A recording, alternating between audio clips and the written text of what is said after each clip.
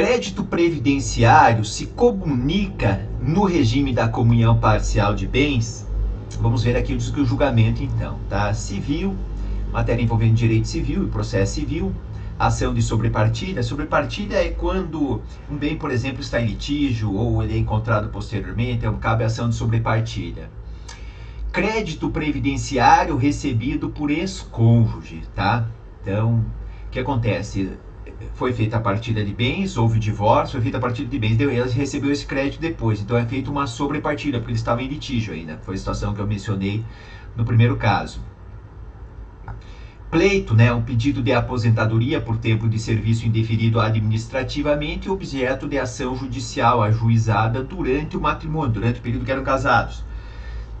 Mas que foi objeto de pagamento pelo INSS somente após o divórcio. Mas o que acontece? Esse crédito, de fato, o gerador ele surgiu durante o casamento. Esse que é o X da questão interessante. Comunhão e partilha, tá? Então, o que acontece? Foi feita a partilha de bens, depois ele recebeu esse valor, vai ser feita então essa sobrepartilha.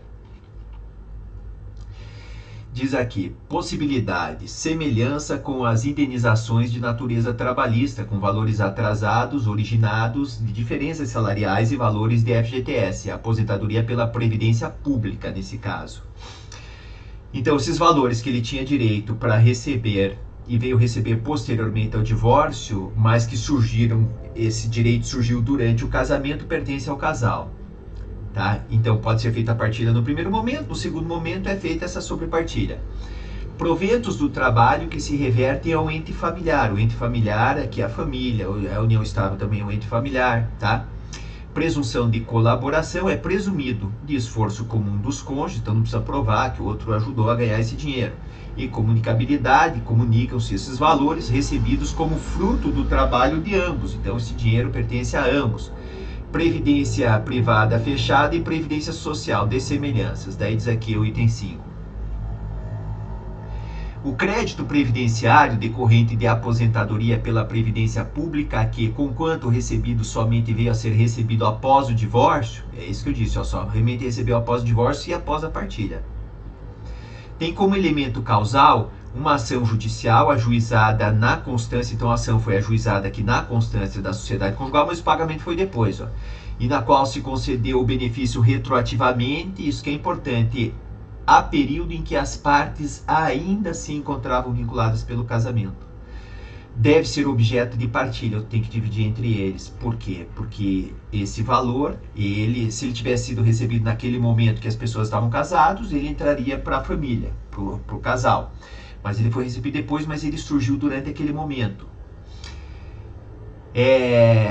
Na medida em que, tal qual na hipótese de indenizações trabalhistas e recebimento de diferenças salariais em atraso, a eventual incomunicabilidade dos proventos do trabalho geraria uma injustificável distorção em que um dos cônjuges poderia possuir inúmeros bens reservados, frutos de seu trabalho. Imagine, só ficaria isso daí para o outro e o outro bancando a casa, né? Não tem lógica. E o outro não poderia tê-los porque reverteu em prol da família, né? É o que eu disse ali, os frutos do trabalho, né? Então pertence aqui ao casal, a esta aposentadoria que ela teve origem durante o período do casamento.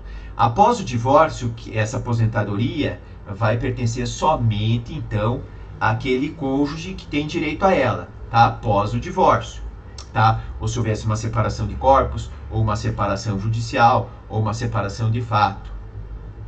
A partir daquele momento, só pertenceria, então, a essa pessoa que tem direito, mas o fato gerador surgiu durante o casamento, então presume-se que pertença ao casal, é meio a meio, tá bom?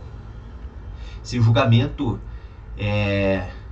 recurso especial, número 1.651.292, teve como relatora a ministra Nancy Andrighi, da terceira turma, julgamento dia 19 de maio de 2020.